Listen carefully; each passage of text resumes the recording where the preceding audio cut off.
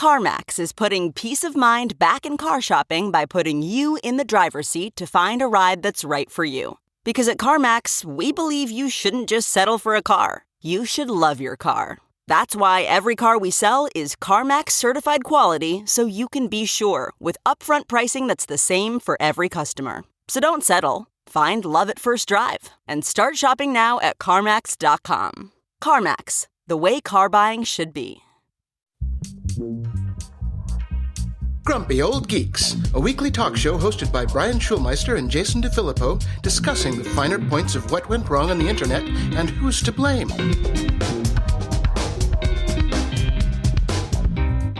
Welcome to Grumpy Old Geeks. I'm Jason DeFilippo. And I'm Brian Schulmeister. Brian, we've been talking lately about things that have anniversaries that make us feel old. Mm-hmm. So I thought I'd start off the show today. Gmail is 20 years old this week. Okay. I remember when it was launched. It was April 1st, 2004, and everybody thought it was a joke. Well, joke's on them. Still using it. Yep. Completely free, and as long as you give up all your privacy and let them scan your email.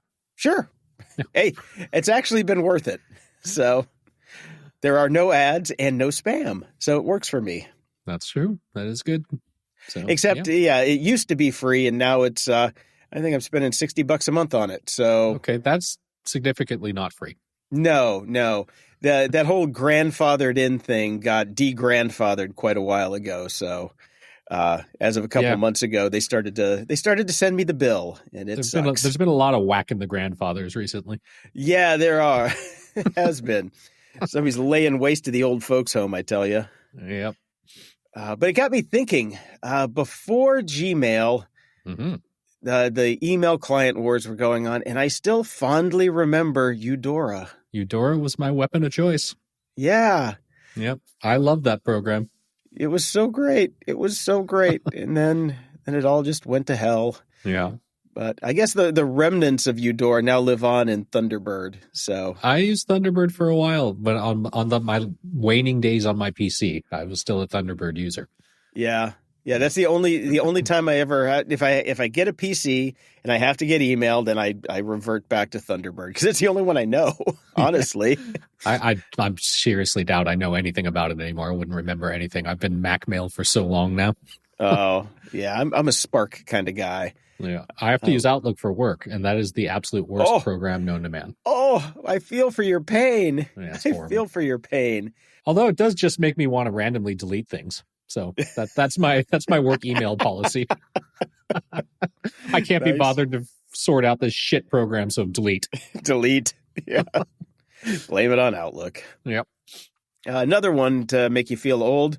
Facebook bought Oculus 10 years ago. Lit the world on fire, didn't it? Oh, yeah.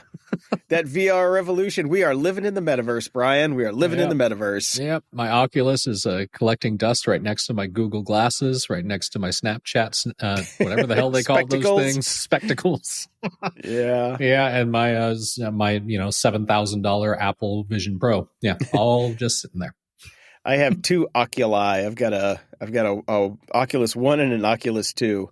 And neither one of them I have seen the light of day in quite some time. I keep taking out the 2 to charge it because I want to go hang out with some friends in whatever, game that they have going on. And then by the time I'm done charging it, I can't figure out how to update it because the app doesn't work right because they did that thing with the 2 accounts, and I just put it back in the box and say, fuck you.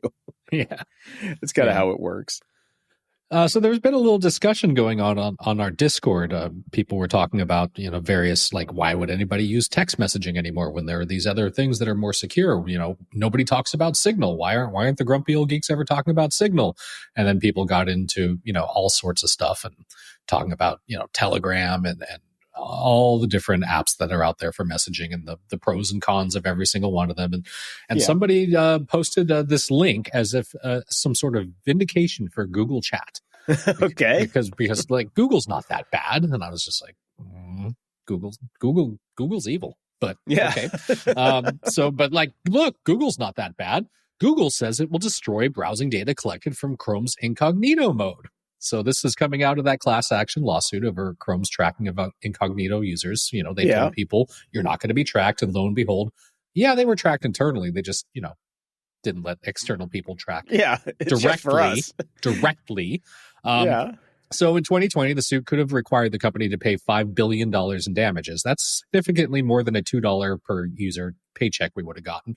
Yeah. But instead of that, they've just said they will destroy billions of data points it improperly collected and update its data collection disclosures and maintain a setting that blocks Chrome's third-party cookies by default for the next 5 years, at which point it's a free-for-all again. Yeah. Because Google's great.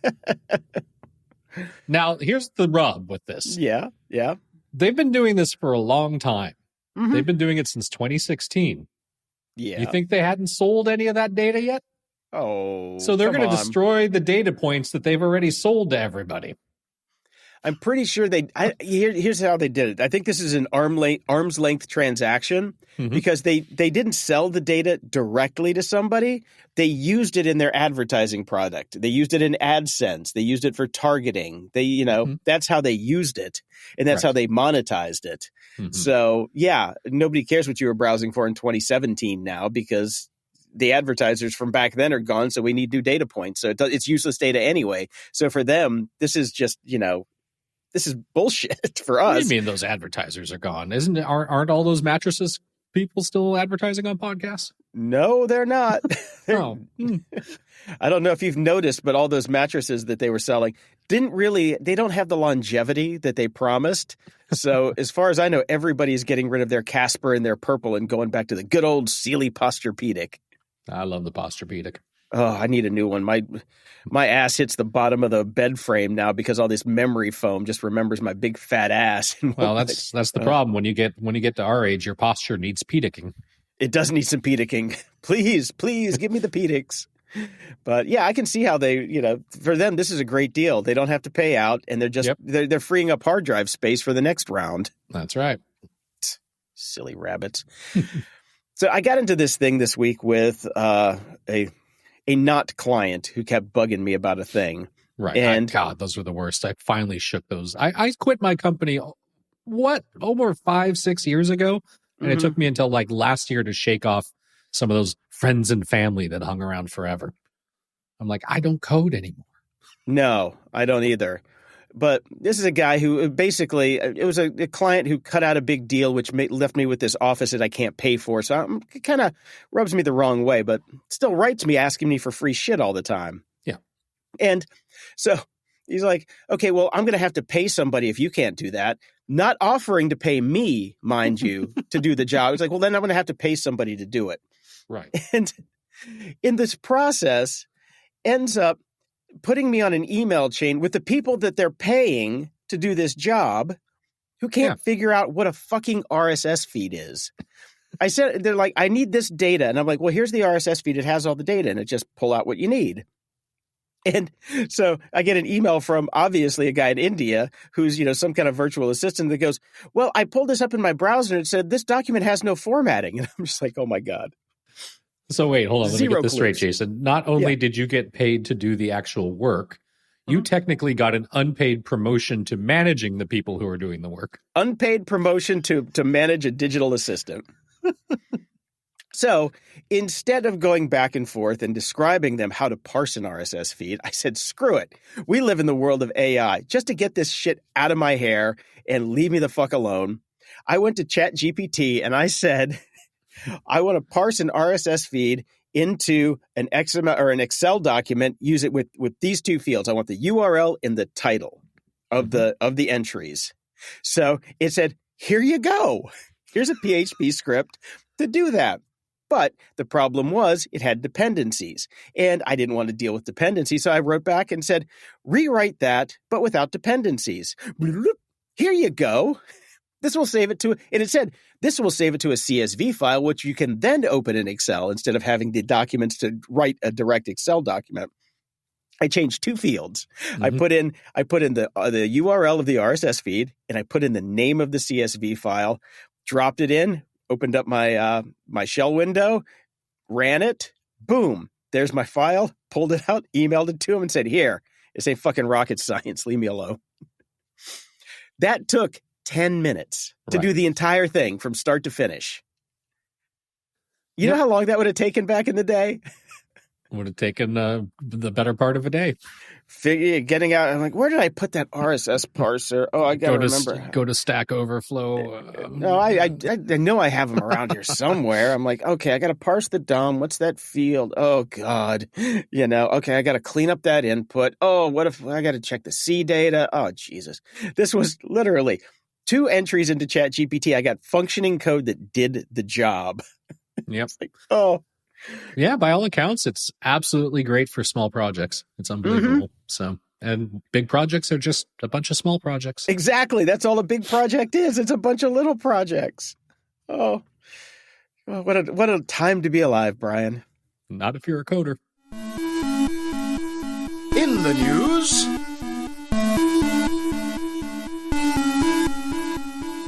well, I'm continuing on my AI bashing. This is my thing right now, Jason. This is the AI hype is not worth the squeeze. And this just keeps on going on because people just seem to think that AI is everything when it's really just a small, tiny little thing that doesn't do much. And a court, but it's great for RSS readers. Well, that's true. It's good for coding. That's what it's good for. Yeah. What it's not good for is presenting evidence or enhancing evidence in a murder trial. And thank God the judge believed this. A judge in Washington state has blocked video evidence that has been AI enhanced from being submitted in a triple murder trial. And that's a good thing, given that too many people think applying an AI filter can give them access to secret visual data. No, that's not what it does. And the judge rightly pointed out that no, AI makes things up. Mm-hmm. That's not what we want as evidence. Yeah. It gets even better, though, because it's not like they went all in on like the top of the line technologies here or anything. The lawyers basically reportedly use and this is in quotes, expert in creative video production who has never worked on a criminal case before to, also in quotes, enhance the video. They use Topaz Labs, which... Yeah. We all have. We all have it. I would like to... do you remember back when Topaz Labs' Gigapixel AI came out? I do. You remember when you were enhancing a city scene and they put like Ryan Gosling in every window because that's what the AI was trained on? So Ryan Gosling committed the murder. Well, 2 of the 3 anyways. Okay. Yeah. So well done, judge. Something I don't say very often. Okay, Brian, in an orgasmic moment for the C-suite at Uber, these things are finally coming to fruition for them. The things that they've dreamed about forever. Man, my mayo is extra salty on my sandwich today. Waymo, self-driving cars, are delivering Uber Eats orders for the first time in Arizona. That's right. Okay, great. Uber has said from day one, we want to get rid of drivers, period. We want to put ass from point A to point B. So get your ass in the car. We'll ass get you tacos, there. One or the other. So, now we have step 1. We have the food to make your ass fatter, so you will need more space in that Uber later on when it's autonomous. Yeah, if you live in Phoenix, you can now order Uber Eats, and a robot car can bring it to you. You do have the option of having someone come with you, but here's the rub. So, the Waymo, they're going to use their Jaguars. So you're going to get your tacos delivered by a Jaguar. Top of the line. Yes. Right. Without requiring customers to pay a tip. Yes. So do you have any Grey Poupon? So no tips is the upsell on this, right? Yep. And I love this. This venture not only underscores Uber and Waymo's commitment to zero-emission transportation, but also represents a significant step forward in the integration of autonomous technology into everyday life. Zero emissions, zero tips, zero humans, zero paychecks. That's what they're looking for. It sounds great. That's what we need right now. That's just what Uber has always wanted. So I'm sure somebody's happy over there right now. Well, New York City also tried to eliminate some jobs where people would help business owners and give them information that they need. So how's that working out? Well, they replaced them with an AI chatbot, Jason. Yeah. There's been some problems with that. Okay. So this chatbot was supposed to help business owners access pertinent information, but it's been lying, making shit up. at times even misforming users about actions that are against the law, according to a report from the markup. This was co-published with local nonprofit newsrooms documented in the city, and it includes numerous examples of inaccuracies in the chatbot's responses to questions relating to housing policies, workers' rights, and other topics. This was supposed to be a one-stop shop for city services and benefits, according to Mayor Adams. And no. But they say it's okay. They say it's okay, Jason, because why do they say it's okay, off, Brian? We let everybody know this is a pilot program. Oh, that's AKA it. You're the beta testers. Got it. For the city, where it's giving you legal advice. Yeah. And a disclaimer on the website does note that it may occasionally produce incorrect, harmful, or biased content. Okay, there you go. There. We wipe our hands clean of this. We told you. Yep. Mayor Ryan Gosling says. Yeah, so, this AI is still working out great for people. Perfecto. Mm-hmm. Not working out great for Amazon, though. Well, hold on a second. There's a rub to that part. Don't want to bury the lead on this one. So Amazon has their just walk out technology in its fresh grocery stores. No more. They tried it. They wanted to get it down. So there was no human interaction for about 50 and 1,000 orders is what they were looking for. And well, it turned out to be something along the lines of about 700 in 1,000. Right. And the real buried lead on all of this was, Brian, would you like to take this one away? Because I know you've been chomping at the bit for it. AI is people. AI is people. Yes, shocking. As it says, most notably, Just Walk Out merely presents the illusion of automation with Amazon crowing about generative AI and the like. Here's where the smoke and mirrors come in. While the stores have no actual cashiers, there are reportedly over 1,000 real Ryan Goslings in India scanning the camera feeds to ensure accurate checkouts.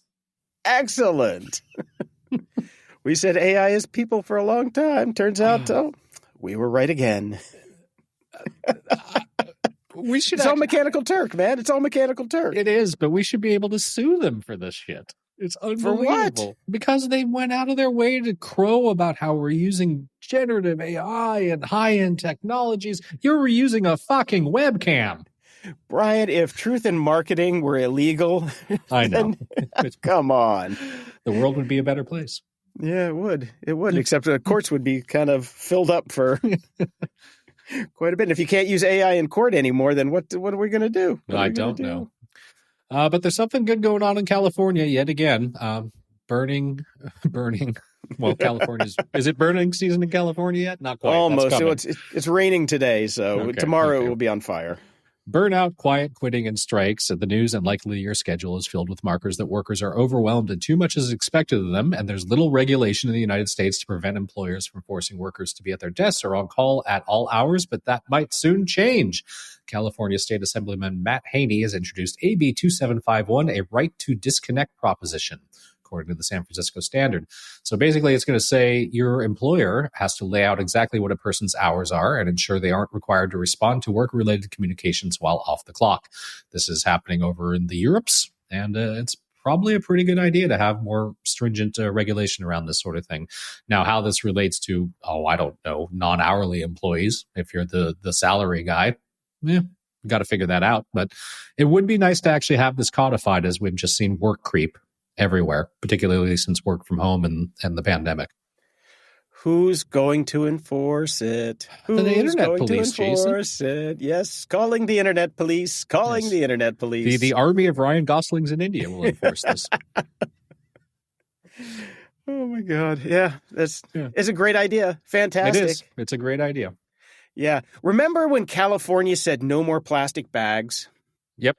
Do you know what happened, Brian? You had to start buying the bags. Plastic bag usage in California went through the roof.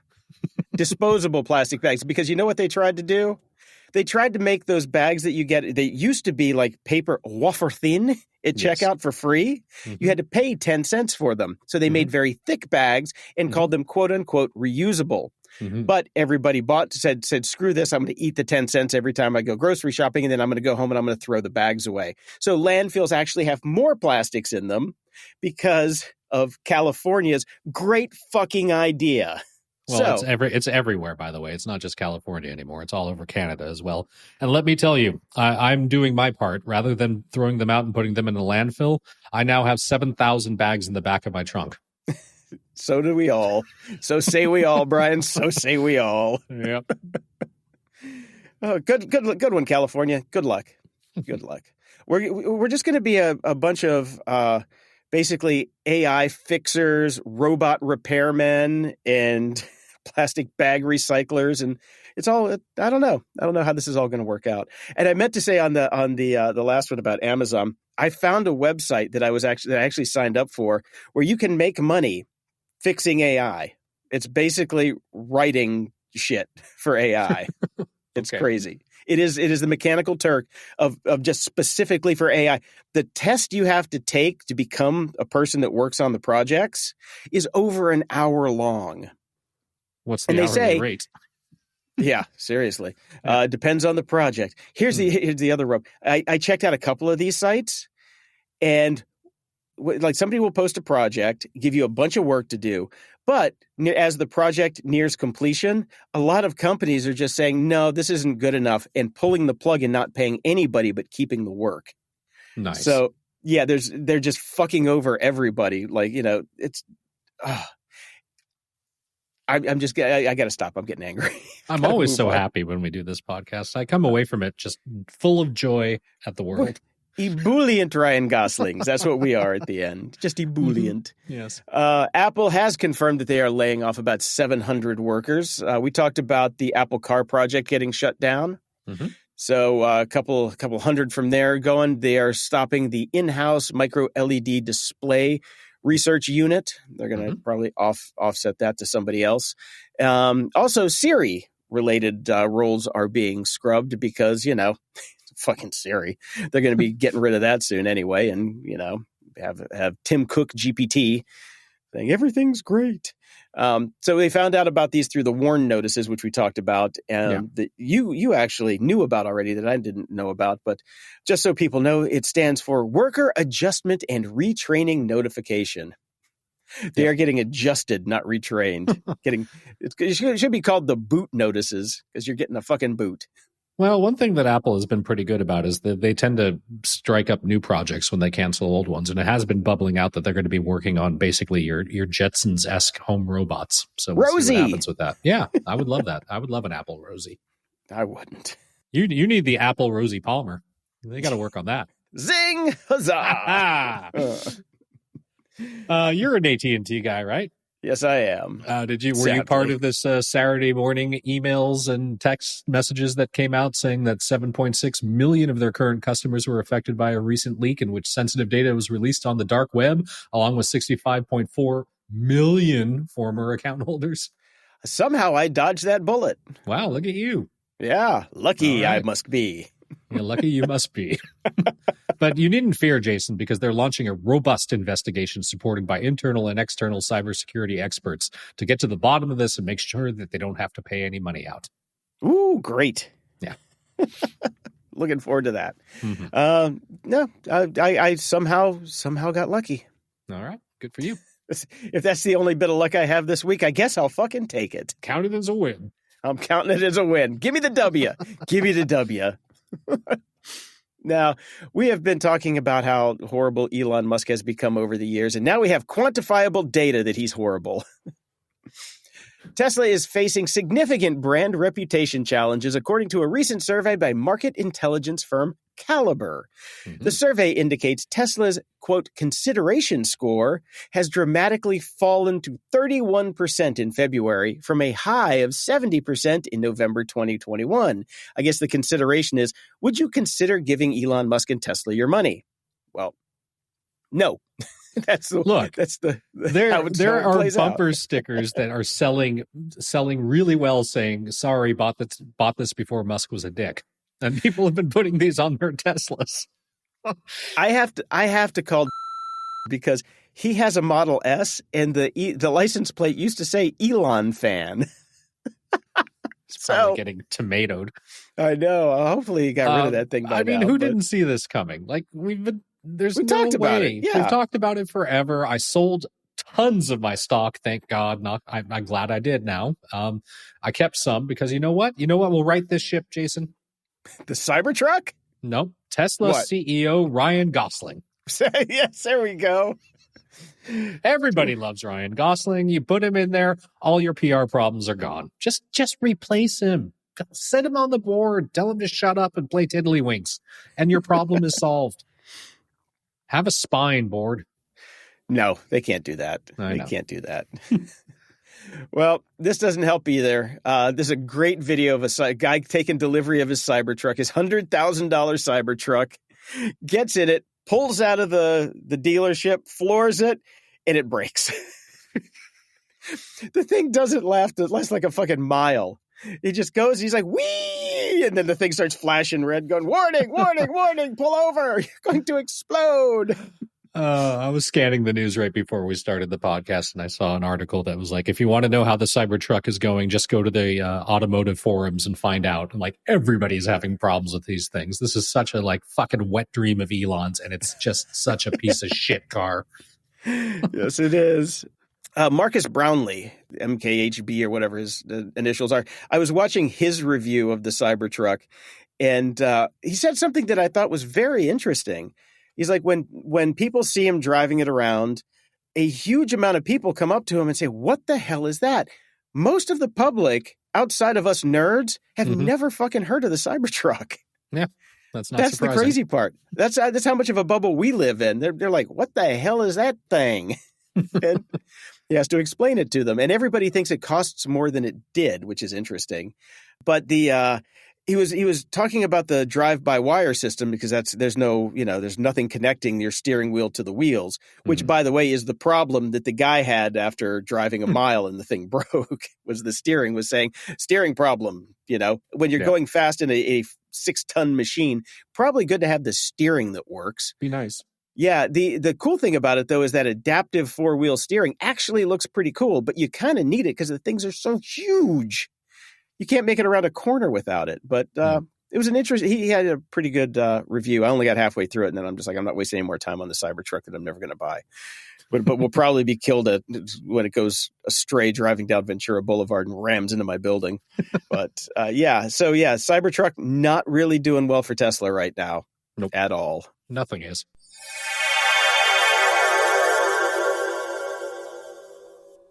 Everyone needs a world-class VPN. Grumpy Old Geeks recommends private internet access to protect your online privacy and identity. Private internet access never keeps any records of their users' online activities, so you can be assured that you have complete privacy and nobody knows what you're doing online. No matter your technical skills, private internet access is one of the easiest VPN apps out there. All it takes to connect is just one click or tap, and your data will be encrypted instantly. With just one private internet access VPN subscription, you can connect up to 10 devices at the same time. Go to gog.show/VPN and sign up today. For a limited time only, you can get our favorite VPN for just $2.69 a month when you sign up for 2 years. gog.show/VPN. That's gog.show/VPN. What makes a life a good one? Is it the adventure you have? Or the friends you find along the way? Maybe it's pursuing your passion while striving to protect, defend, and save what you believe in every single day. So, what makes a life a good one? In the Coast Guard, we think it's all of the above and more, but you'll have to find out for yourself. Visit gocoastguard.com to learn more.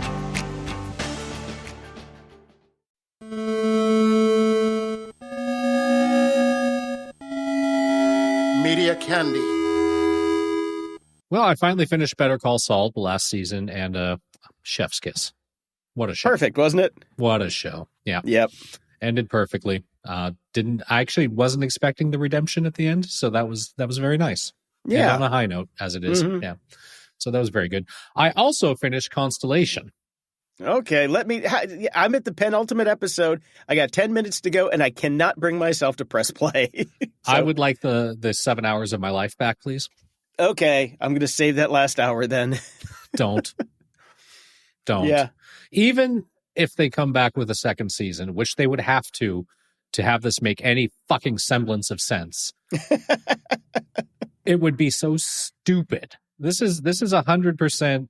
This is a Ronald D. Moore. This is a Lost. Let's just do really interesting shit, but not have an end game. Let's make it as cool as possible. Oh shit, now we have to explain it? Fuck that. Yeah, that's what I was feeling. Oh, well.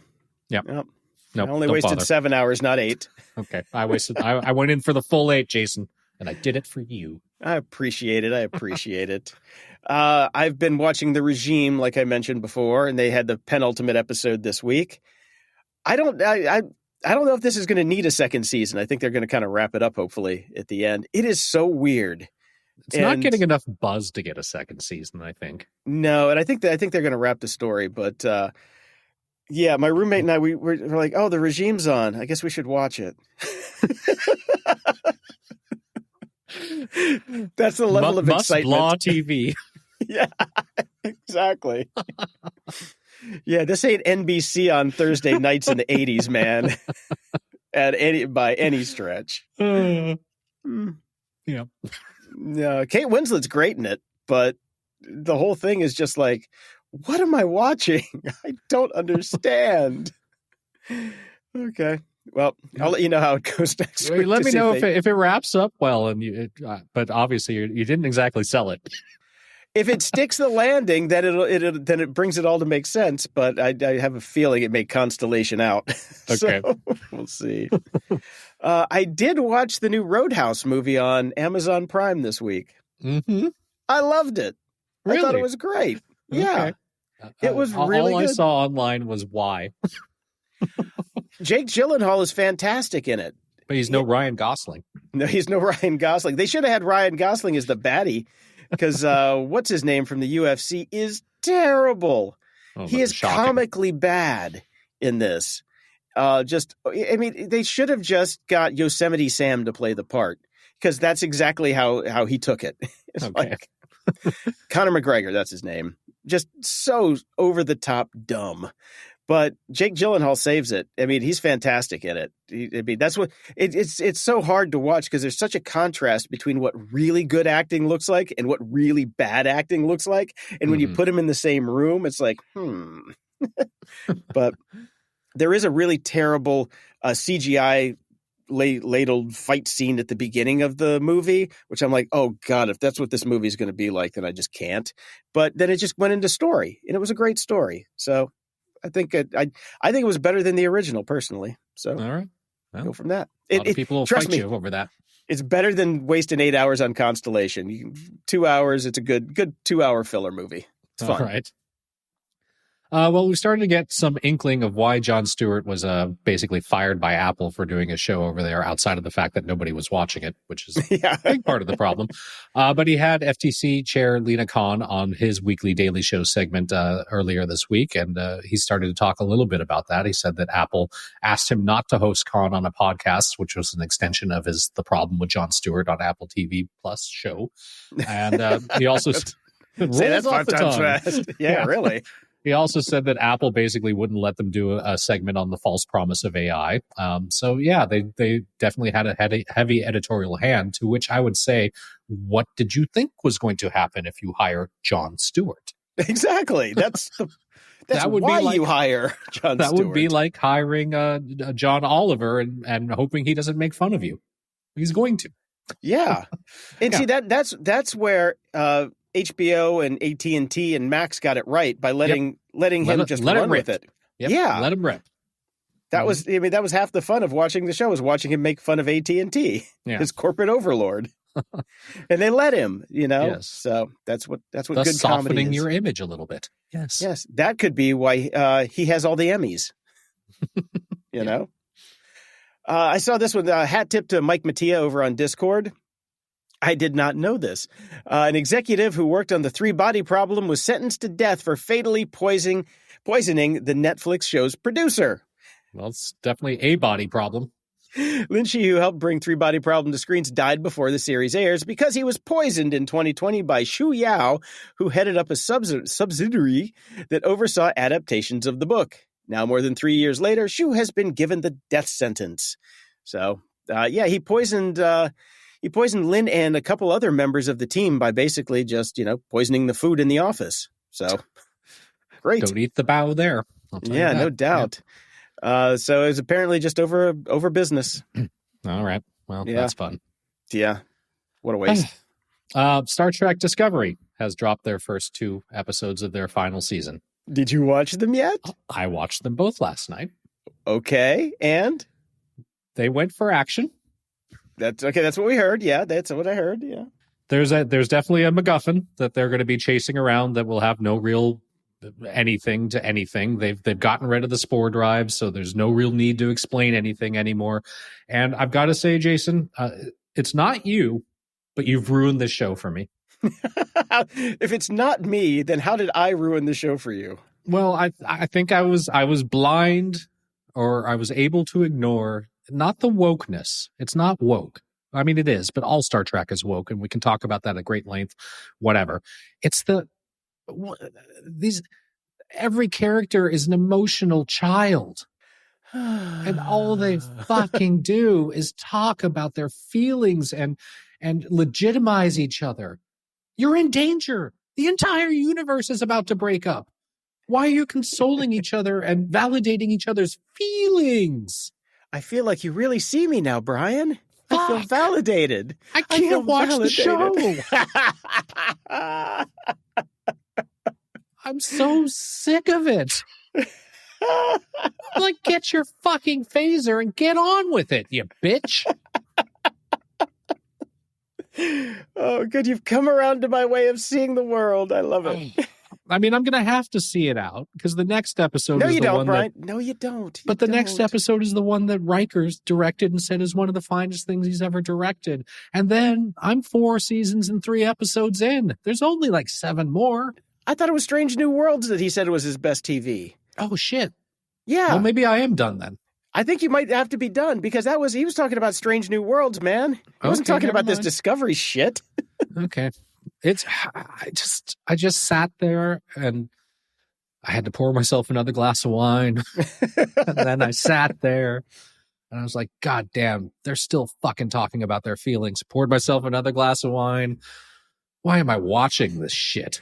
Sounds like you should have just got a warp core breach instead of that wine. I should have.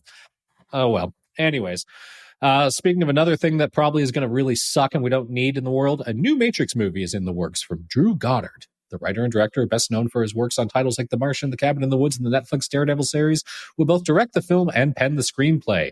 Currently untitled, the project will be the first Matrix film not to involve creators Lana and Lily Wachowski, although the former will serve as an executive producer. We didn't need the last one. We don't need this.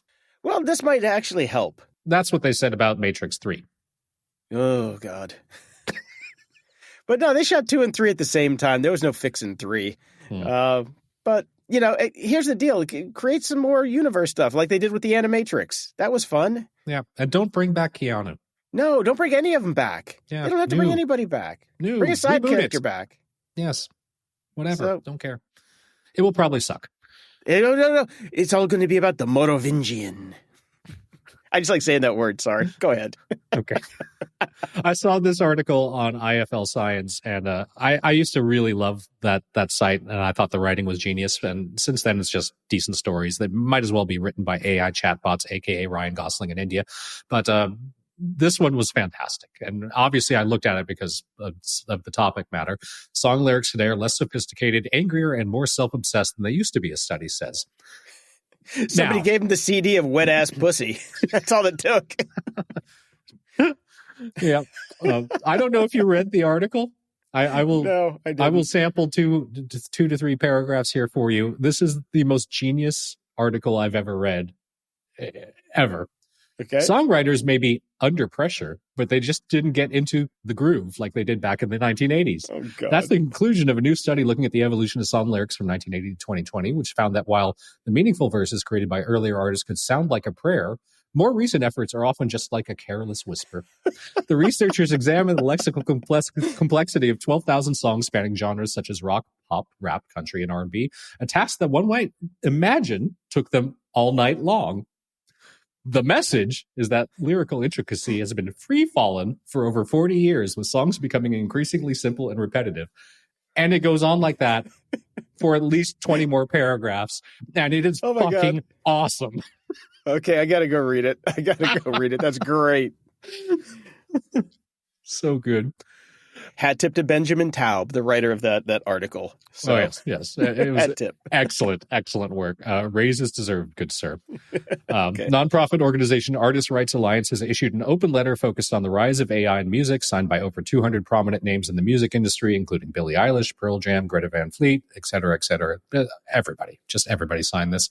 Under the call to stop devaluing music, the letter states, some of the biggest and most powerful companies are, without permission, using our work to train AI models. These efforts are directly aimed at replacing the work of human artists with massive quantities of AI-created sounds and images that substantially dilute the royalty pools that are paid out to artists.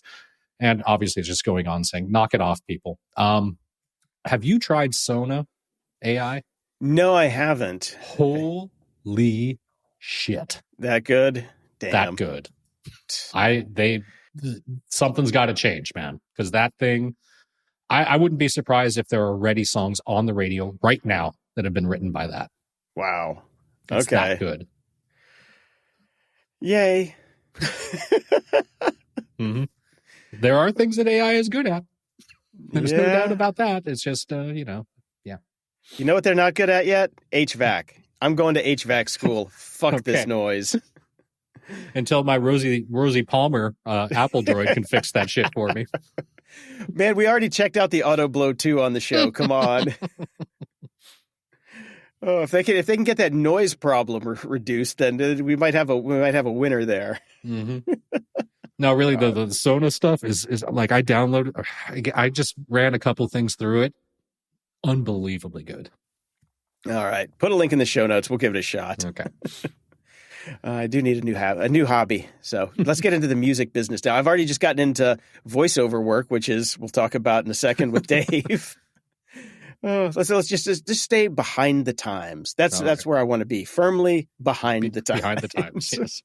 You know, I'm over 50, so I guess that's where I'm supposed to be for my twilight years. That's that right. and greeting you at Walmart when you come in. New bill in California introduced by Assemblywoman Buffy Wicks aims to address Ticketmaster's dominance in the ticketing industry. Good luck. The bill would lift restrictions on ticket resale and require Ticketmaster to allow other ticket sellers to offer tickets through an API. All right. Okay, yeah, that's going to work. As somebody who used to be a programmer, no, that's not gameable in any way, shape, or form. No, there are ways to do it. They just got to. Ticketmaster needs to get spanked, but not making them offer an API isn't the way to do it. Just allow other ticket sellers and stop embargoing all the venues because you're Live Nation too, and you can basically break up that and stop offering artists massive advances for tours and locking them up into your personal ecosystem for everything. That's what they do, and that's how they get everybody. Lena Khan, hello. Yep. Hello. This has been a problem for decades. Mm-hmm. Come on. But, now the Swifties are on board, so now we're going to see real change. Sure. Uh-huh. That's what we need. Yep. So Killer Q on Discord sent this one over. And it was a great article. The film fans who refuse to surrender to streaming, saying, one day you'll barter bread for our DVDs. Bread goes bad, and so do DVDs. Exactly. I was going to say, hey. Have you heard of bit rot? Yeah, but this actually comes from an actual thing where people lost power and they just had a little portable DVD player that they could juice up and would watch their library of DVDs. And some God people forbid in the neighborhood they talk to their family. Well, if you got kids, I think if you had whatever your kid du jour DVD is, you'd probably pay some bread for that just to keep your kid quiet for a while, which seems to be what happened. But people in the neighborhood found out, so they started, trading things for DVDs and getting paid for it. So this guy was basically a bit lord saying, you want to entertain your kid? Yeah, that'll be two cans of Corona, please, and 2 limes. Enter the Thunderdome for this copy of Barbie. Yeah, there you go. The thing is, bit rot. I mean, it's a good article talking about the nostalgia of DVDs and things like that. And I just gave away all my Blu-rays and DVDs last week because I've started having them around. I'm like, next time I put this in the in the player, it's just going to be basically a bucket of sadness when it says can't read disk. So I'm like, okay, I've got hard drives where I have everything backed up. There's, that's going to last me till I'm dead. I don't need to rewatch those movies anymore. I'm 52. I'm done with those. Okay. I need to go to HVAC school. Come on. Leave me alone. But it's a good read. I recommend it. If you're one of those people who still keep your DVDs around, this will be validating for you, I'm sure. Do you still keep DVDs or Blu-rays around? I have a box that has been in the closet since we moved here. I did a big cull. I basically kept like some of my absolute favorite movies of all time and a lot of stuff that you can't get anywhere else, like concert films, because every band used to release a DVD of their live show from the tours and things like that. I've got a lot of those. But I don't have a Blu-ray player anywhere in this house. I'd have to, if I wanted to watch any of those, I have to go buy one.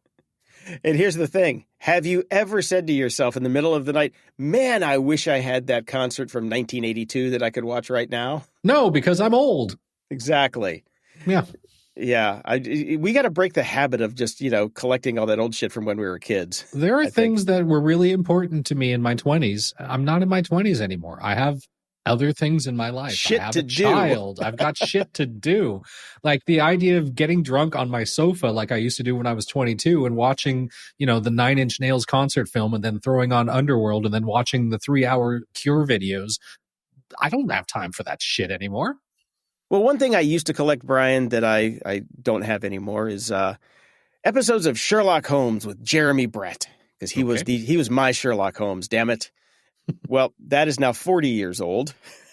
Keeping on with the theme, I saw a nice article. 40 years later, Jeremy Brett is still the best Sherlock Holmes, and I would have to agree. Now, finding the old Sherlock Holmes is a pain in the butt, but thanks to the God-given internet that we have, thank you, Al Gore, for the information superhighway, the entirety of it is on YouTube. So you can go, it's been there apparently. And I thought, oh no, somebody's going to see it and take it down. Well, it's been there for 11 years. So I'm guessing it's not going anywhere anytime soon.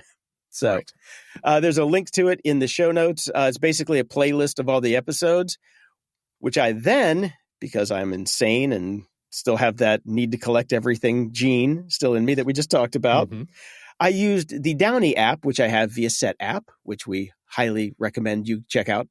I took the URL for the playlist, dragged it into Downey.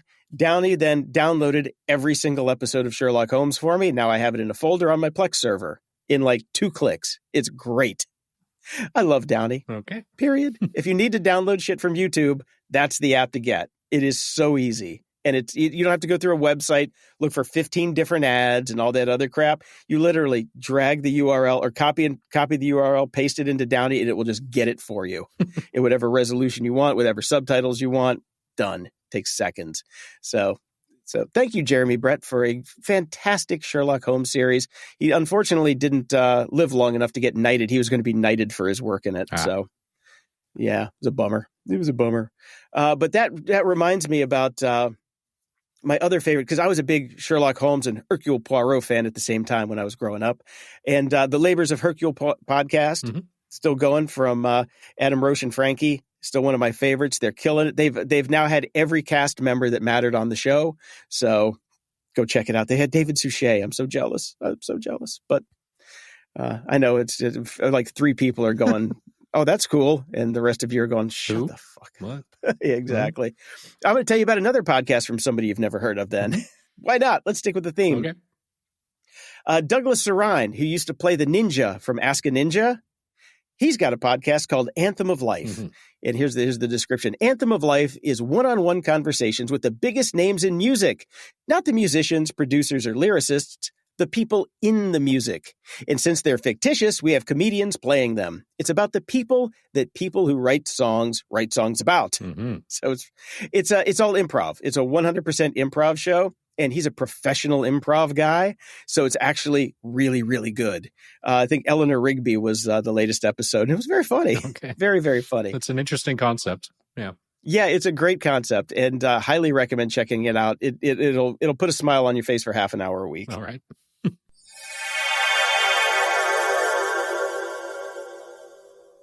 1, 2, 3, 4. Those are numbers. But you already knew that. If you want to know what number you're going to pay each month for your car, Use Kelly Blue Book My Wallet on Auto Trader.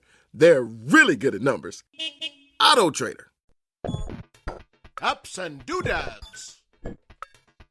Okay, Brian. So we have a feedback laden episode here of apps and doodads. Okay. But I have this is so exciting. This is so exciting for me that I put it at the top and I have to say it first. Okay. Super Monsters Ate My Condo Plus is now out on Apple Arcade. Oh, I thought that was a new streaming service. No, it's not. Well, it'll take up as much time as you want. This is an old game that was I used to love this game. It is one of those games. It's a short throw game. You can play for like 2-3 minutes, maybe up to 4 if you're really good at the power-ups per round. But it is an old, stupid, fun game that I played for hours and was so sad when it got deprecated with an iOS point release somewhere along the way, and they took it away. Well, Apple finally paid another company to come in and remaster it because the old one was 8-bit and it looked kind of cool, but now they just did it with vector art and it looks better. Right. Because if you're playing 8-bit on a giant iPad nowadays, it does kind of look shitty. But I opened it up last night, I got it. I was so excited. I started playing it and I'm just having too much fun. Too much fun. I cannot recommend this game enough if you have an Apple Arcade subscription because it's free with the subscription. Mm-hmm. Go get it. Super Monsters Ate My Condo Plus. Okay. All right. That's all I had to say. Now I'm revved up here. Okay, moving on to some feedback. All right. Rob from New Zealand wrote in. Love the show, listening to it from New Zealand. I hear you Adobe have tried Affinity Pro Photo, one of few with a top-up for major upgrades, but way cheaper and great to use. Yes. I used to have the whole Affinity stack because they've got basically an Illustrator, an InDesign, and a Photoshop clone along the way. It was nice. The version I had like the 1.0 version. I checked the iOS store last night and they're up to version 2. It's $60 to buy Affinity Photo. So they're not cheap. They're actual, they're real apps. They're good. But when you buy the one, you get it on all platforms. So you get it on your iOS and the Mac at the same time. So I don't know if it's out for PC. I don't think it is. I think it's just Mac. But here's the news. Welcome to Canva, Affinity. Canva has just bought the company. Right. So who knows what's going to happen to it now? It's going to be an Adobe Suite version for coming from Canva. Yeah, pretty much. So we'll see how that plays out. I don't have a Canva subscription anymore because I had one for 2 years and I used it once. Waste of money. I know a lot of people that use it all the time and they make very mediocre art with it. So if mediocre art is your goal, highly recommend Canva. But Affinity Photo was a pretty good analog to Photoshop. The only problem I had was all the key commands were different and I have my Photoshop way of doing things. Yep. So that was, I think you tried it too back then. And we came to the same conclusion. It's like, it's okay, but it's not Photoshop. Yeah. I know how to do this in Photoshop. It's going to take me 15 minutes to figure out how to do this in Canva. Yep, exactly. Got some feedback from my old friend Kevin Snyder from back in Chicago. He says, as an Apple Vision Pro owner, I feel compelled to give my thoughts. So this is a very long email, so I'm going to get to the meat of it.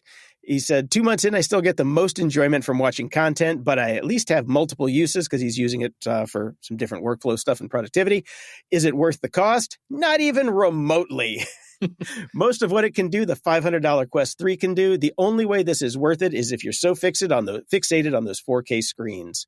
He says, TLDR, future bright. Apple has a nice entry-level product. Still a long way to go, and V1 is not even close to worth the price tag. So thanks, Kevin. And it's pretty much what we said. Let's wait for V2. Yep. And Barbara wrote in, what do you think about Kagi search? I'm interested to hear your take. This came in at the exact same time as a 404 Media article called Friendship Ended with Google. Now Kagi is my best friend. And talks about his 3 months of using Kagi Search, which is a paid search engine. Costs you $10 a month for unlimited searches. There's another version for $25, which is just the can we have some more money version. I skipped that one. So I got it. I installed it as my default browser. I paid the $10 to try it for the first month. I'm hooked. It's great. No ads, fast. They've even got a Summarizer AI plugin, which I got to say sucks balls. Not worth it, but it's free because it comes with it. But from a search engine perspective, I get the correct answer with above the fold. I don't have to scroll.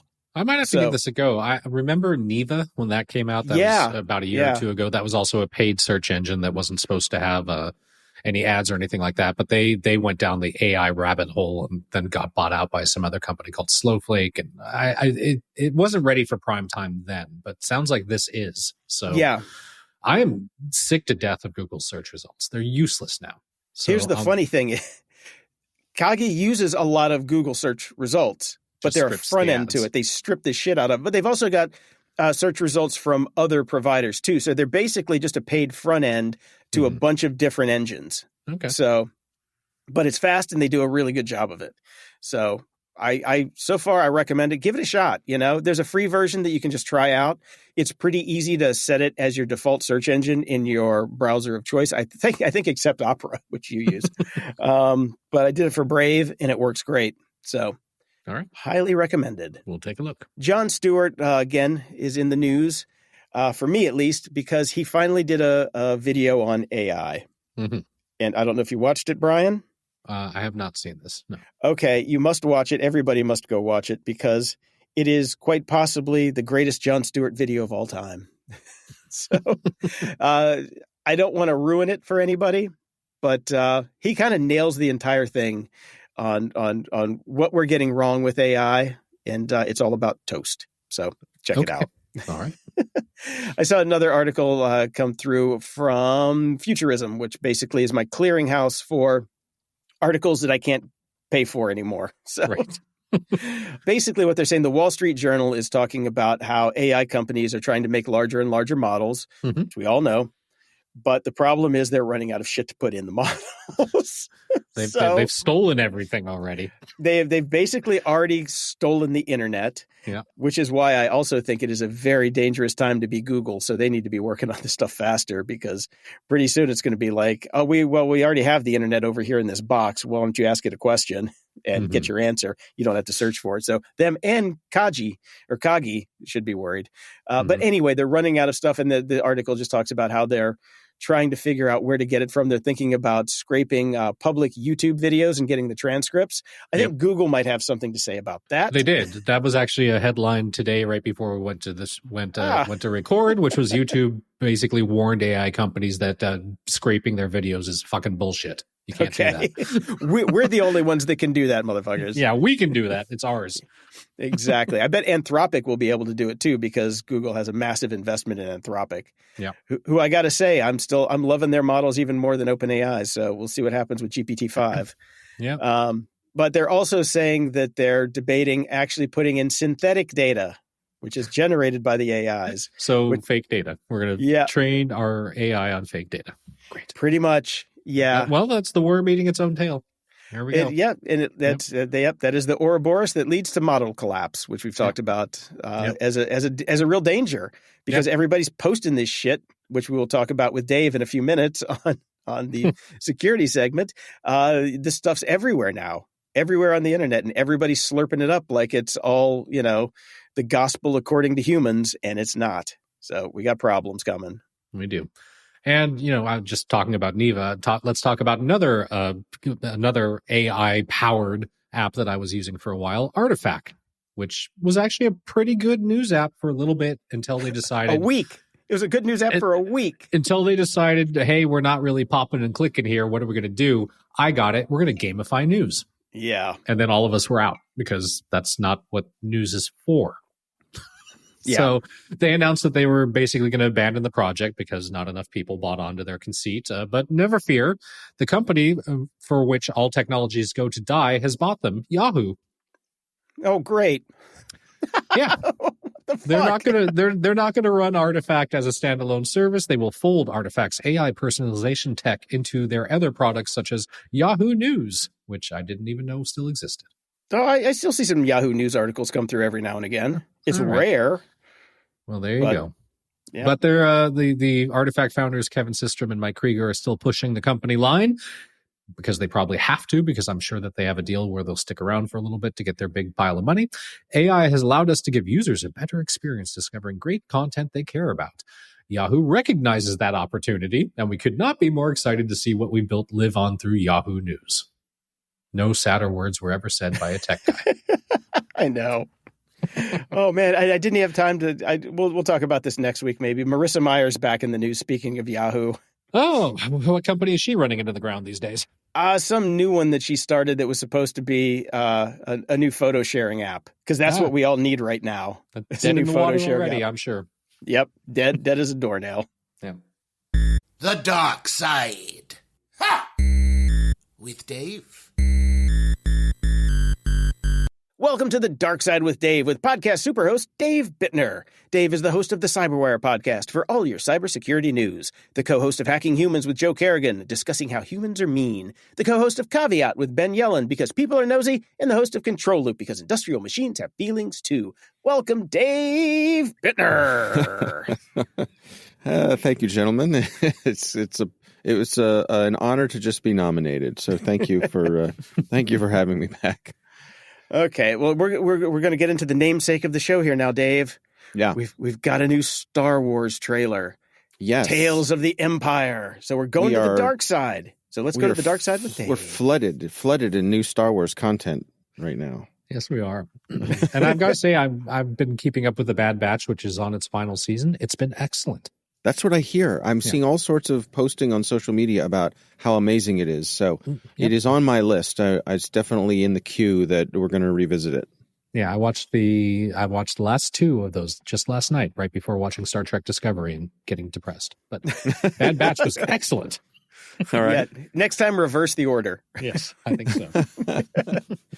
So I got a couple articles in here about it, and there's one called Breaking Down the Sithy Secrets of Tales of the Empire's New Trailer, which I didn't read because that just screams of spoilers. And yeah, I don't want to break down the secrets. I want to watch them on the show unfold. Yes. Well, yes, I do understand that, and I respect that, and I agree with that. However, I did look at the breakdown after watching the trailer, and what struck me is that I hate to admit this, but it is the sad truth that I am at the place in my Star Wars journey where, with these new things that involve so many things from so many different areas of Star Wars, I need a Star Wars Sherpa to help me through. You need to spend some time on Wikipedia. Yeah. Well, for me, I'm lucky because I have my youngest son, Jack, who is up on all this stuff, he's watched everything. And he has the young mind that can capture and remember all of these names and places and planets and all that kind of stuff. So he's your Yoda GPT. He is, yeah. So I'll sit with him, and every now and then I'll lean over and I'll say, all right, who is that? What is that from? And sometimes he'll pause it and he'll say, okay, so back in the Clone Wars, such and such and such and such. And I'm like, oh my God, okay. There is a bit of like chasing its own tail happening with these shows. Like, rather than just have completely new characters, everything in this universe must absolutely be connected in some way, shape, or form. Right. Right. In the universe, Yes. It's like, think about how that doesn't scale. It's like someone saying, oh, you're from Baltimore. Do you know Jeff Jablowski? I'm like, no, there are a couple million people. Saw him last night. In the Star Wars universe, it's like, oh, sure, Han Solo. Yeah, ran into him over on this other planet a while back. Okay, but it's fun. We kid because we love, and That's true. I will be watching it for sure. Mm-hmm. Me too. This is only tangentially related to Star Wars in that many of the episodes were directed by Dave Filoni. Mm-hmm. My son and my wife and I have been making our way through the Avatar: The Last Airbender series. I know next to nothing about it other than from what I've seen online is nobody has ever done it justice, and every version of it sucks in some way, shape, or form, or is that just internet haters? Well, I think that's every version except for this one. Okay. My understanding is that this one, the original animated version, which I think was originally on Nick, went for 3 seasons and is very loved and respected and so on and so forth. Okay. And we just finished up the first season, and I have to say it is quite good if you come to it with the right mindset. And it took me a little while to find that mindset. I was finding myself frustrated with the scripts of how quickly they will turn on a dime with very little setup. And then one day while we were watching one of them, it struck me that I need to watch this show with the same mindset that I would watching an episode of Speed Racer. Right. Because it's very much modeled after that sort of thing. It's very much that, that Japanese, the style of comedy, the style of storytelling, the visuals, it's very obviously influenced by that. Right. And so once I was able to wrap my head around that and kind of accept that and not look at that as a failing, but as part of a feature, not a bug. Exactly. Part of the texture of this type of storytelling. It's quite entertaining, and the characters are fun, and it's visually quite interesting. So I'm glad that my youngest son Jack was the one who kind of dragged us into this. He was like, "You guys should watch Avatar," because it goes back. It's probably a decade old. It's in 4:3 aspect ratio, so it's got to be old, right? Right. I too am in 4:3 aspect ratio. Yes. Yeah. Right. Positively geriatric. Yeah. So I'm glad I had an open enough mind to get to that point of figuring out how to make it work. And I know that makes me sound like an Avatar apologist, but I really do think it's quite good, and I've been enjoying it. So I'm looking forward to the next couple of seasons. All right. I think I'll file that one under. I'll wait and see if my son wants to watch it or gets into it. So yeah, that's a good plan, I think. Yeah. Right now I'm stuck in Ninjago. Everything is Ninjago. Right. Which, having watched it, by the way, how they have not been sued by the Disney Lucas estate. I mean, everything is so blatantly Star Wars. It's unbelievable. I remember at one point during, I want to say it was Jack's adolescence, there was some show called like Slugterra, I believe. And it was all about these slugs that do battle. And so we were collecting slug toys. And I was just rolling my eyes thinking, how is this a thing? How did this get sold? How? But he loved it. And right. So, that's what you do as a parent. Yep. Yeah. So I got a notice this week that the Washington Post was going to renew my subscription for an insane, obscene amount of money. And I said, no, I would not like to, because for starters, I didn't know I was subscribed to the Washington Post for the last year. All right. So my bad.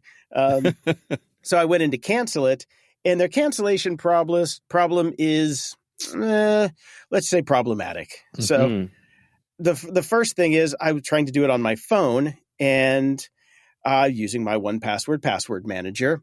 WAPO is one of those websites, and this isn't just them. It's sites that do this that drive me crazy. It doesn't respect autofill password managers. So you always have to go in and you have to replace the last character manually to make it think that, it typed something. It's some junior programmer's idea of, stopping the bad guys. Mm-hmm. But the biggest problem was that I couldn't get it to actually show the password because, there's usually that eyeball toggle. Yeah. It just wasn't working. So I had to go back into the password manager, figure out show the password, remember that, go back to it, and then manually put in the last character of the password. And then the same thing with my email address to get it to kick in. And it finally let me cancel. That part was fine. But it's just that the frustration that I have with people who just code horribly wrong nowadays drives me mad. It's like, there's no reason for that. There's no reason for that. There is, though. It's a feature, not a bug, just like everything else. I recently, for my work, we had changed credit cards or something like that. So I had to sign into multiple services. They bury all this stuff now on purpose because they want to make it incredibly difficult for you to turn off that subscription. Everything is buried 9, 10, 11, 12 levels deep, not in any way, shape, or form that would make sense. They are doing all this dark trickery just to stop you from being able to stop any renewals. It's unbelievable. Wasn't there a thing in the past couple of years where there were several sites like this? And I thought it was Washington Post, and maybe it's New York Times, where the only way you could cancel was to call them. Oh, that was New York Times. Yeah. Was it? Yeah, I had to do that. Sirius XM does that as well. So that's the only way you can cancel that. You have to call. Yeah. Yeah, I know there was call for some kind of legislation where you have to have equal ability for sign up and cancellation. So if I can sign up online, then I got to be able to cancel online. Yep. You can't As put it should people be. through an undue burden. Yeah, Yep. Pains yeah, in the that butt. sucks. So what doesn't suck, and I put this one in here just for you, Dave, because I know you're such a Muppets fan. It's Willie Nelson and Kermit the Frog singing "Rainbow Connection." Yeah, Did you? It's wonderful. It is good. Even though you can see the guy singing and moving the sticks, it was still very good. It was very good. I actually thought that was cooler that you could see the whole performance. There was a great comment that was something along the lines of Willie Nelson is the only human that makes us look completely normal. Well, it's funny because I remember it calls back to Jim Henson, and I remember him talking about when he would make appearances on the Tonight Show or places like that he never tried to be a ventriloquist because what he found was that the frog was much more interesting than he was, and people wanted to believe this magic trick, so he would just talk normally and move his mouth, but everyone would be looking at Kermit or whatever puppet he was doing, and I think that's really true. That's the way it works. The other thing I remember from I saw it was a draft of the Muppet movie script, and on the first page it laid out basically how the Muppets work, and it said that in the world of the Muppets, frogs and pigs and birds and penguins and gonzos are completely normal within this world. So the humans never respond to seeing any of them as being surprised by what they are. Right. Which is true. And I think that's part of why the Muppets, unlike really any other brand like that I can think of, that's why we accept them as being real. That's why Kermit the Frog could host the Tonight Show, and he did. And you just be like, oh, guess is great. Kermit the Frog's hosting the Tonight Show. Yeah. I just have such great affection for them, and it is so much nostalgia because, as I've said here before, when I watch current Muppet stuff, it's mostly like watching a Beatles tribute band. It's great. They may capture some of the original magic, but what it does most is make me realize how much I love the original. Yeah, agreed. Yeah. All right. Well, speaking of loving the original, I love us humans. And we've talked many times about fake AI voices on the show and how they're coming for us. Well, OpenAI has a new one called Voice Engine. And they made a very long blog post about how they're trying to be safe with the technology. The technology, which is terrifying because now it only takes 15 seconds to train the entire model on you. And I don't know if you guys checked out any of the samples in the article that I linked to. Yes. We're done. We're done. Well, we're cooked. I was talking a little bit earlier in the show, Dave, about there's a program called Sonu, which is music generating AI, and it's insanely good. And whenever I see any of these things, I think, well, they're being pretty careful now. They're putting a ton of guardrails on these things, but they've got access to this without guardrails. How good is it really? Right. Because they're stepping this stuff back for us. They've got to be to some degree. Right. Like, because the music production that came out of that thing was stunning, but they do have guardrails on it. Like, you can't put in like artist names and like, do a Willie Nelson song in the style of Cyndi Lauper. You can't do that. Yeah. But they can. Yeah. Right. Make me another David Bowie album. Exactly. Do it. Yep. And yeah. Right. And they will. Right. Yeah. And it'll be good. Yeah. It'll be good. And if you didn't know, you wouldn't know. Well, except for the fact that he's dead, So I actually, a couple things. The last paragraph of the last section of this page you shared with us from OpenAI, Jason, talks about, they say, it's called Looking Ahead, and they say, we encourage steps like phasing out voice-based authentication as a security measure for accessing bank accounts and other sensitive information. Change the world to adapt to us. Exactly. Yep. Exactly. That was my... Yeah. So listen, we're going to start the fire. You guys should be ready.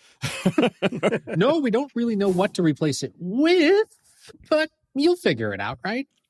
Yeah. We're going to turn the lights off, and it's up to you to find the exit. Yes. Right. That is where we're at now. So earlier this week, I did a little experiment. I live in this town called Columbia, Maryland. It is one of the 1960s planned communities, where people were trying to build a better town. And the founder and developer was James Rouse, who's a famous developer. He did Columbia. He did Faneuil Hall. He just, one of those guys. Very well known. So as a resident of Columbia, what you often hear the original pioneers who came to Columbia is they say, what would Jim Rouse do? Right? We very much have that problem. And he died 20 years ago or so. So I went into ChatGPT 4 and I said, are you familiar with the writings of James Rouse? And it said, oh, yes, I'm familiar with James Rouse. He did this, and this. I said, great. Write an editorial about what James Rouse would think about the development of Columbia in the time since his death. And it did. It did? It did. Oh, my gosh. It usually won't do that. Yeah, well, it did. First what it did was it wrote it as if someone were writing about Jim Rouse, right? And then I said, okay, that was great. Now do it as if you are Jim Rouse addressing a room full of Columbia residents. Right. And it wrote it as if it were a speech from Jim Rouse. And it was really good. Like, it had his cadence. It had his folksy way of speaking, his comments, it very much nailed the style of this man, who was a very folksy kind of man. He was good friends with Walt Disney, actually. So I took it to the next level. I loaded a speech that Jim Rouse had given into 11 Labs, had them analyze it. I took a paragraph from this thing that ChatGPT wrote in his voice and had 11 Labs spit it out as what I labeled Uncle Jim. And it is scarily good. I mean, it has his cadence. It has the way he pauses. It has the words that he would stretch out in his folksy kind of way. And it does all that. And I've been sitting on it because... When's the next town hall meeting? Well, exactly, right. What would Jim Rouse do? Well, here's the answer. And I press play, and then out come the torches and pitchforks, right? They tar and feather me and send me out of town on a rail. But it's really had me thinking because, to your point, this is with the guardrails still on it, right? Bringing someone back from the dead with an accurate version of the voice. And we're right on the leading edge where I'd be able to make a video with him. Yep. He'd have 5 or 6 fingers, but yeah, he's right there. Yeah. Yeah. Give it 2 more weeks. Yeah, give it a couple more weeks. Right. Like we were just talking, about this about a year ago and saying it's not going to be that long, and we're there already. We're there with the voices and all that. So it's true. Yeah, that's true. You're absolutely right. Absolutely right. Great. Oh, Jesus. The one thing, though, that people we need people for is the podcast that you guys recommended last week, What Went Wrong? This requires people because there's stories of shit that happened that nobody knows about. But it's shit that happened that nobody knows about, so you can't verify it, so the ChatGPT can totally make this shit up. Right. Don't! Damn it. Suppose you're a camera operator. Pretend you're a camera operator motion on picture Jaws. film. Right. Based on the behind-the-scenes accounts of what it was like to make Jaws, write me. Yep. In the voice of Steven Spielberg. Thank you. Shit. Right. Never mind. Done and done. Yeah. Okay. Well, before we're all taken over by the machine, before Ryan Gosling takes us all over, I recommend this podcast. It is actually really, really good. I'm thoroughly enjoying it. Oh, good. Yeah. Good. I've listened to one as well. It was very good. Yeah. I put a couple things in here in the show notes just real quick. I don't know if either of you guys, I'm sure we've talked about this, but I can't remember if either of you guys ever had any of the 150-in-1 kits from Radio Shack. No. Do you know what I'm talking about? But I know what you're talking about. Yes, I did. The little project kits. Yes, I did. And I hated them because I was I did not have the patience to figure out how it worked. Right. You just wanted to throw all the wires together and get a radio? Yeah, I expected it to. I look at it, and then out comes a volcano and a radio and Gilligan. Can't I buy this finished? Yeah. Yeah. Well, I had the 150-in-1 kit, and it was one of the best gifts I ever got for my birthday. And I just loved it. And I to this day, I say many of the things that I learned about electronics and how electronics work came from playing with that kit. So we've got a link here for someone who has made a modern, updated version of one of those kits. It's a 65-in-1 kit. Using modern production techniques, rather than all the electronics being embedded in cardboard, it's embedded in actual circuit boards, and so it's more modern and up to date. But if you're someone who has great nostalgia for any of those old Radio Shack kits, do check this out. It's a lot of fun to look at. It looks really cool. Mm-hmm. Yeah. Oh, it's even got the solar cell on it. Nice. Of course, right? Nice. Right. It is like a single red LED, which was, ooh, LED. Wow. Right? Yeah, no, this totally brings back memories. This is great. Yeah. And then last, I have a link here. I stumbled upon a page that I'm still trying to make heads or tails out of. I read it. It is... And I describe it as being an eye-rolling example of the kind of AI-generated sludge that's clogging up Google's search results. This is a page that describes in great detail how to power your solar panels indoors with incandescent lights. Now, is it bullshit, or is this like Tesla-level perpetual power machine? We've solved the problems of the universe now, Dave, because we can just put a light bulb with a solar panel and we have never-ending power. Yes, I think it could be that. One of the things I love, so I'll just quote here. It says, "Many people would not believe it, but incandescent bulbs are one of the most reliable sources of making solar panels work indoors. Try to opt for the incandescent bulb with a filament in it. Some even go for halogen light bulbs to generate some light and heat." Okay, so obviously this is AI-generated bullshit. But what I'm wondering is this only for SEO? Like, why is this here? There is an embedded link for a product. So I'm wondering if this whole thing was just created for SEO for something that's only sort of barely mentioned. It doesn't make a whole lot of sense to me. And yet here it is. Yeah. And the picture that they have also doesn't make sense, because there's a guy on a ladder on a roof that is outdoors. On a roof, which is leaning against nothing. Because if you look at the angle of the ladder, he's floating in the air, not towards the roof.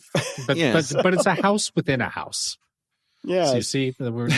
Oh, that's right. Those are the indoor solar panels. Yes. Okay. It's a house within a house. And yes, I believe that this is, once this page is discovered by a real scientist, the world will change.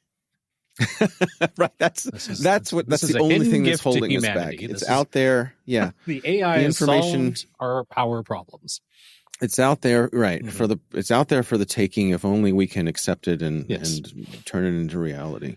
No, I mean you've stumbled upon one of the ways that this podcast actually started, Dave, which is me looking around the internet, going, "What the fuck is going on?"